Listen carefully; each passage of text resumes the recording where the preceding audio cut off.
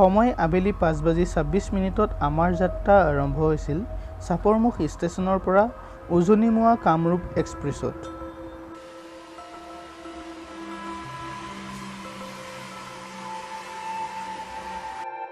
আৰু আমি শেষ ৰাতি 3:49 দুলীয়াজান ষ্টেচনত ট্ৰেইনৰ পৰা নামিছিলোঁ। দৰ্শকসকল, সূৰ্যোদয় অল ইন ওৱান চেনেললৈ স্বাগতম জনাইছোঁ। চেনেলটি প্লিজ ছাবস্ক্ৰাইব কৰি কাষত থকা ঘণ্টা বুটামটো দবাই দিব।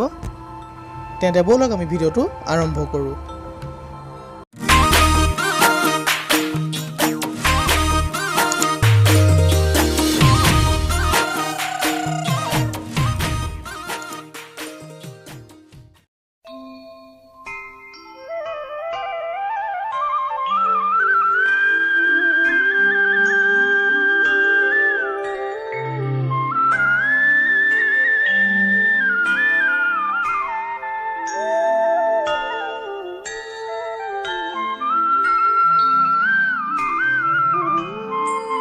অৱশেষত আমি 70 দশকতে নিৰ্মিত হোৱা তিনিচুকীয়া বৰডুবিৰ সেই বিখ্যাত টিলিঙা মন্দিৰত উপস্থিত হ'লোঁ।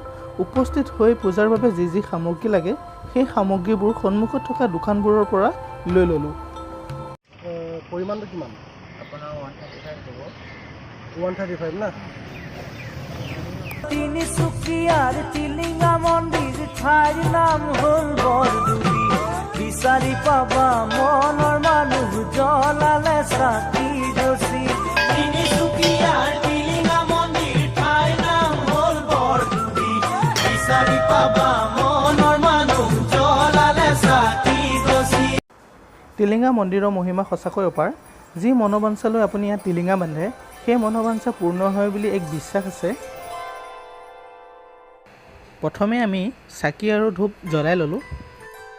প্ৰতিদিনে ইয়াত পুৱাৰ পৰা আবেলিলৈ হাজাৰ হাজাৰ ভক্তৰ সমাগম হয়।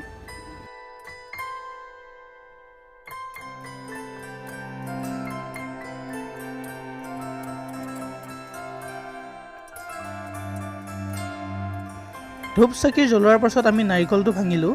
নাৰিকলটো ভঙাৰ এটা নিয়ম আছে। নিয়ম মতে আধা নাৰিকল তাত দি থৈ আহিব লাগে আৰু আধা নাৰিকল নিজৰ থালত লৈ আহিব লাগে। তাৰ পাছত থালত থকা ফুলবোৰ গছজোপাৰ গুৰিত অৰ্পণ কৰিলোঁ। অৰ্পণ কৰাৰ পাছত পূজাৰীৰ ওচৰলৈ আহিলোঁ।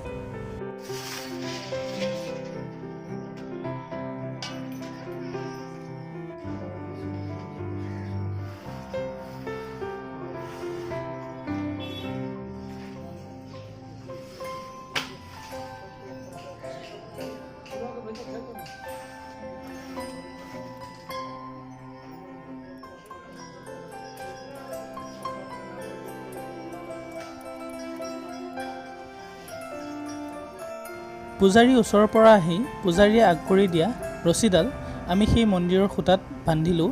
বন্ধাৰ এটা নিয়ম আছে। বান্ধোতে আপুনি 3 পাক ঘূৰি বান্ধিব লাগে আৰু বন্ধাৰ পাছত যিখিনি ৰখিব তাতে আপুনি লগাই থৈ আহিব পাৰে, নহ'লে আপুনি তাৰ পৰা ছিঙি লৈও আহিব পাৰে। এই নিয়মবোৰ কৰাৰ পাছত সদৌ শেষত আমি টিলিঙাসমূহ বান্ধিলোঁ। ইয়াত লাখ লাখ কোটি কোটি টিলিঙা বন্ধা হৈ আছে।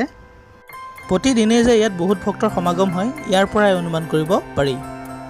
সদৌ শেষত মন্দিৰৰ চৌপাশটো আমি চাওঁ আহক।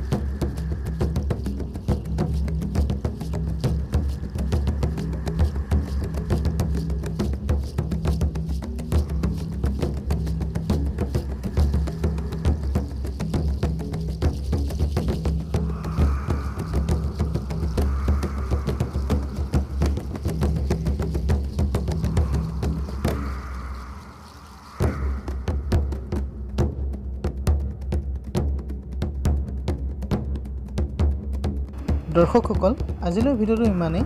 যদি ভিডিঅ'টো ভাল পালে এটা লাইক কৰি দিব আৰু আপোনালোকৰ বন্ধু বান্ধৱীসকললৈ শ্বেয়াৰ কৰি দিব।